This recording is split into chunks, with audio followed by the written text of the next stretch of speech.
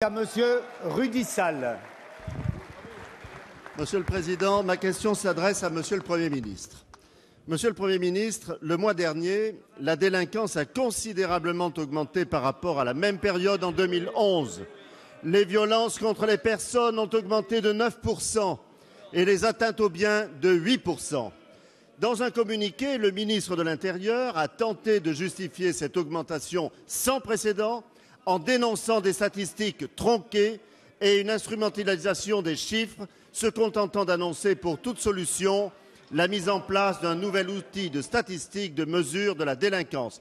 En bref, quand la température augmente, il faut casser le thermomètre. La vérité, c'est que ces chiffres sont le reflet des contradictions qui persistent au sein de votre gouvernement, le résultat bien flagrant d'une politique toujours hésitante entre répression et déresponsabilisation. D'un côté, votre ministre de l'Intérieur n'a cessé, depuis sa prise de fonction, de réaffirmer la nécessité de lutter efficacement contre la délinquance et contre toutes les formes de violence.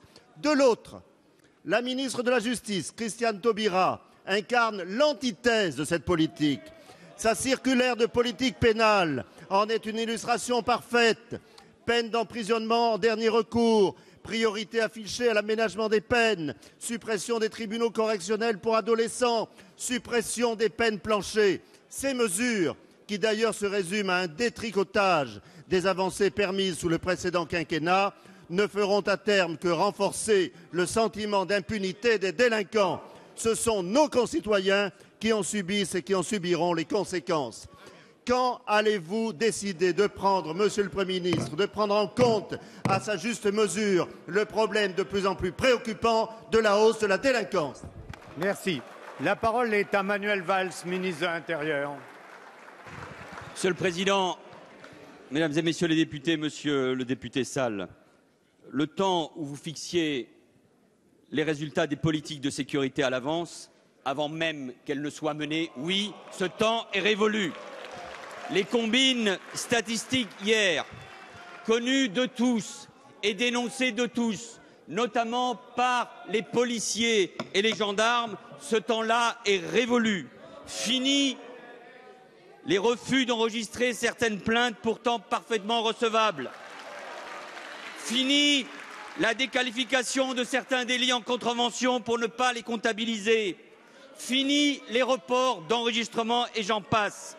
Mesdames et messieurs, la politique du chiffre pour le chiffre, c'est fini. Ce que je veux, moi, ce sont des résultats contre la délinquance et contre le crime.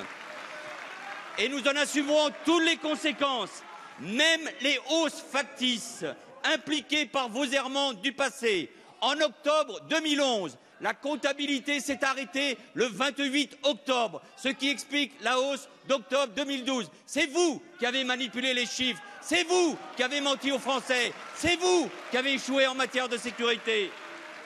Nous menons une autre politique, celle de la transparence, en associant les parlementaires, l'INSEE et l'Observatoire. Oui, parce que tous les spécialistes le disent, nous avons besoin d'un observatoire indépendant. Et nous menons une politique de sécurité qui correspond à l'attente de nos concitoyens. Augmentation des effectifs, vous avez cassé la police et la gendarmerie en baissant et en détruisant les effectifs. Nouvelle zone de sécurité prioritaire pour s'attaquer à la délinquance là où elle est véritablement ancrée. Monsieur Sall, ce sujet-là, vous voulez l'exploiter, vous vous trompez. Nous nous occupons, contrairement à vous, de la sécurité des Français et de la lutte contre la délinquance. Merci.